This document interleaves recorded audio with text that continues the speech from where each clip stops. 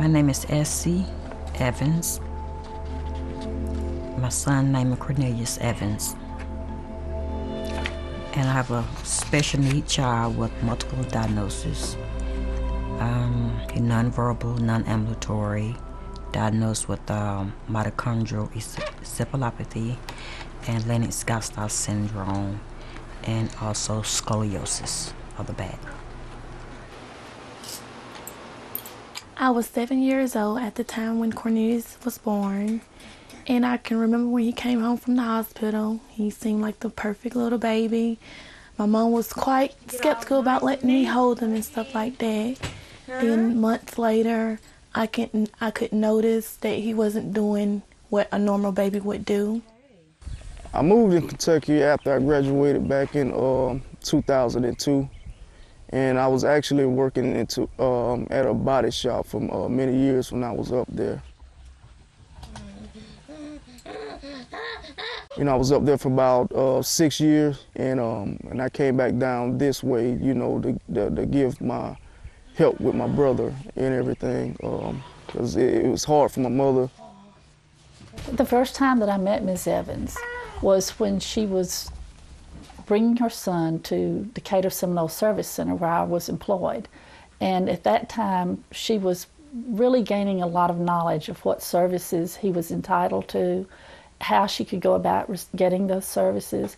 But she was also at some roadblocks as far as she kind of knew more information than some of the agencies that she needed services from.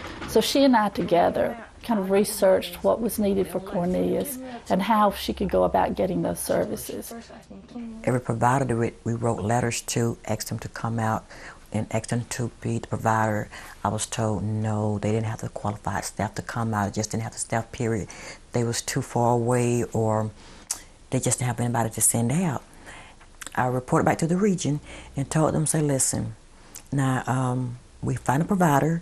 They're not willing to come out. We have contact every provider you all listed and gave me to contact. So what do I do from there? How do I get the help I need? Who's going to help me?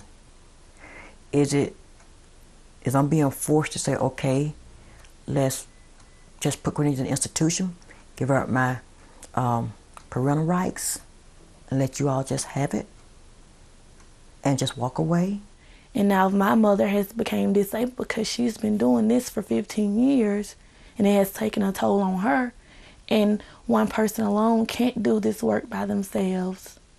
The most difficult part, to be honest with you, I think is, lifting Cornelius in the house, in different rooms and this and that, is we need more room for him, because it's a tight area, and Cornelius is a big kid, So Ms. Evans asked, well, could her daughter become a provider of those services through what they call extenuating circumstances? Hey, Trevor. I think y'all smell good, Miss Mother. Yeah, I think they're good. She asked, what are the steps? What has to be done? And each time she was told it was something different. The procedure had changed.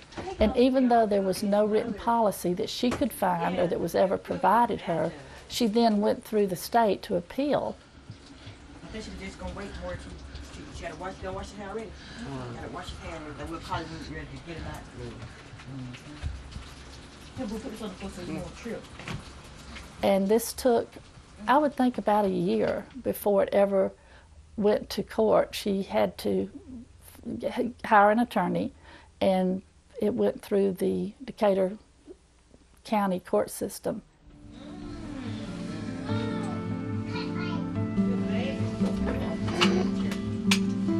So to get them cleared, they thought I was going to take him in and put him in a nursing home. I said, my son is 15 years old. What do he look like being in a facility with 60, 80, 90-year-old people? I'm not going to do that.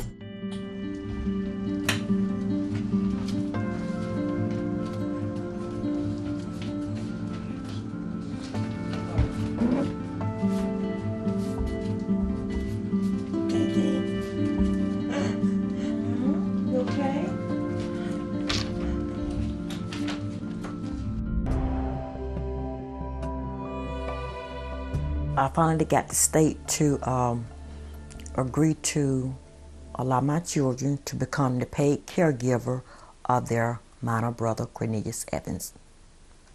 So you changed state policy. I have broke boundaries in the policy. The policy can be, I wouldn't say broken, I would state that it can be revised. The verdict was that a family member who was an adult but not a parent could provide the residential personal support services for Cornelius Evans.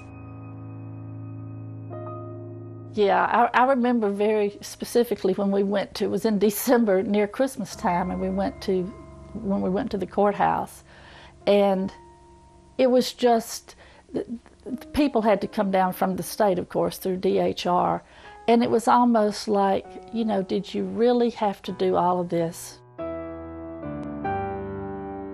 I had to take care of Cornelius, all of his doctor's appointments, just keep in contact on different doctor's appointments, different doctors he was seeing, you know, multiple doctors. He don't just have one diagnosis, he have multiple diagnoses. Also had two other children in school, and I wanted them to be so perfect, to make straight A's and B's in school. I didn't want them to bring home a C, and I wanted things just to be perfect for Cornelius and I. I mean, watching her and growing up and everything, watching her to see how she well-mannered and take care of situations and do all this stuff and make sure Cornelius is well taken care of. She goes to church, she's a woman of God, and I feel like me seeing that in her has gave me the perseverance to want to be just like her. I was just overwhelmed. I used to cry. I thought about committing suicide.